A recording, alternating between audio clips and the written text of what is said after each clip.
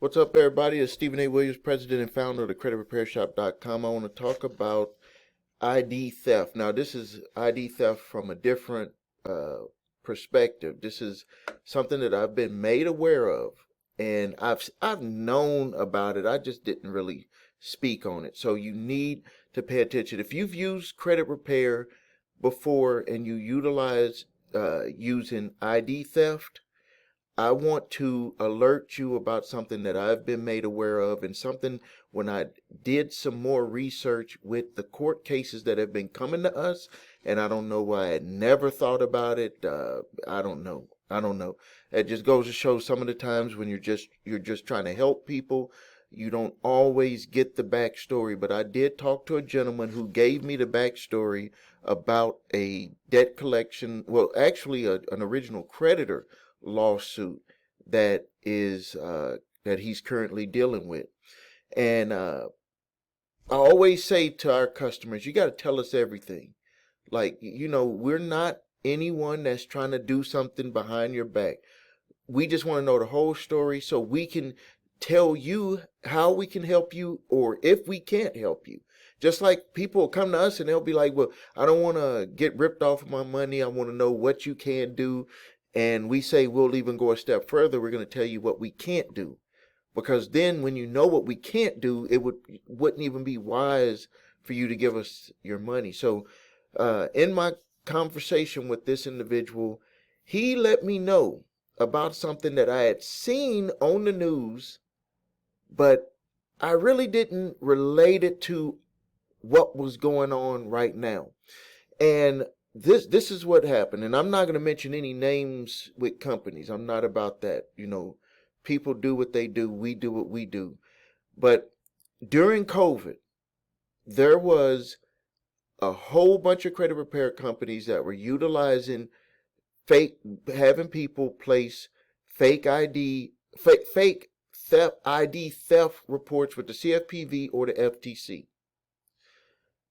I'll say it again. There were a number of companies that were having people place fake ID theft complaints with the CFPB or the FTC or both to clear up their credit. I've always been against that. I've always been against it. Yes, it could take a lot longer to resolve the stuff, but we got to do this the right way so you don't have anything coming back at you. And that's what's happening right now. This is like a boomerang effect.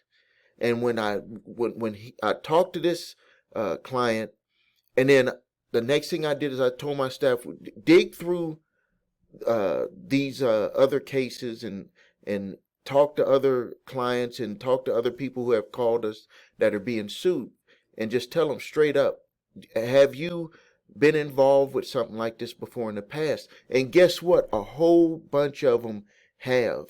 They had utilized some of these credit repair companies, and they had did these fake ID thefts. And then I did some research, and I looked online, and you could do this for yourself.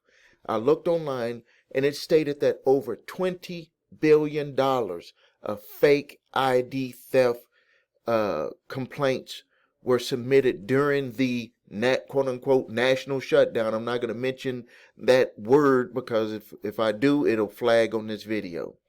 But you know what I'm talking about. So during that period of time, and what these companies are starting to do now is that they're going through all of those files, and they said that there's going to be roughly around 20 billion plus of lawsuits that are going to be filed.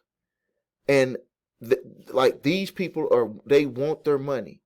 These people want their money, and they are saying, number one, the stuff is going back on people's credit reports. Like right now, you're going to start to see where this stuff is starting to go right back on there. And if it's not right on there, if you go to try to buy a house, it's going to pop up under your name on the title search. And that's what also happened to this gentleman. So if you're watching, thank you for alerting me. I never did even think about that. So over $20 billion plus of loans, credit cards, all type of stuff that was, I've even cars. I had made a video about a guy that used to work for me years ago, not for this company. It was a partnership with an ink company. I want to make that clear. We were doing an ink, like the recycling company. And, we ended up splitting up. It was just not a good working relationship. And one day he came to my office and he said, "Look out the window." And he said, "I got that car." And I said, "That's a nice car. I'm happy for you." And then he said, "I got it for free." And I said, "I don't know. I've never heard of getting a car for free. Did you win it?" And he said, "No, what I did is I got the car. I used my ID, got the loan, and then I filed I filed an ID theft saying that it wasn't me, and I got the car." And I said, "Hold on a second. I want to just let you know that it is not going to end there." He kind of shrugged his shoulders at me like I was trying to be the person who wants to just ruin the party, and the negative Nancy, is that what they call them? Like that's how he was looking at me. And I said, "Okay, fine. How you doing? How's the family? Go ahead and go ahead and go out the door of the office. I may not want to be seen right next to you with you doing this type of stuff." Well, about 2, 3, 4 months later, I don't know, it was been a long time since that happened. Police came, and they took him, but I had noticed over a period of time there was like a line of cars. He was in the office building next to mine. They had a line of cars there, but they shut that all down because I was like, "What do you think? They're just not gonna come after you?" But he thought that that was gonna happen, and that was something that was going on during that whole time period. There was a lot of crazy stuff going on. We were during that shutdown period. So what we're starting to see now, and this is playing a huge part in the uptick. We get about 20 to 30 people per day who are being sued, who see my videos here and come to us for help. And now we're going to start to ask them about what are the circumstances behind it. Some people tell us, they just fell behind, it got tough. We need to know the whole story. So if you come to us, don't be afraid to tell us the whole story, because that's going to help us be able to help you. Now, there was a whole lot of people from some of these companies that did not know that these individuals were filing a fake ID theft report on them. And if that did happen, if you find out that all of this stuff came back on your credit, and that company did something like that, we can still help you. It is going to be some hard work, but it'll be worth it, because you won't have to worry about something coming back after you. 4 years later, after you thought you were done and over with? This gentleman went to go buy a house, and he was going to get turned down, and he had to come up with $4,000, or his dream home was not going to be available to him. So, to review, there is a roughly stated on websites. You can go search it yourself. False ID theft complaints, CFPB and FTC. Number of credit repair companies were doing it. Roughly about $20 billion plus in claims that are going to start to appear on people's credit reports, and these companies are going to start suing people in court. And because of the fraud, now we talk about statute of limitations with a lot of stuff. Talk about statute of limitations, but you got to be careful when anything happens to where they consider fraud to be involved. Statute of limitations, in some cases, when fraud is involved, can be extended. Can be. I'm not saying in all cases, but it can be extended.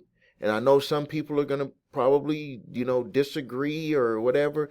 To me right now, it doesn't matter, because I get the calls, I get the emails, I get the live chats where people are in a desperate situation. So I have to speak on it from my point of view. When people don't go through this type of stuff, they have a whole different type of view on it. They tell you, pay your bills. Oh, you should have never done that. You should have never got in trouble. Of course, that's the way you feel. Hindsight is 20/20. But when a person is going through it, they're seeking out help. And when a person doesn't know anything about what they're going to do, and if a company did this to them and they didn't even know, they wasn't even aware of it, how dare any company do anything without making the customer aware of what they're going to be doing when it pertains to them working on their credit? We would never, as a company, we would never do anything, nothing.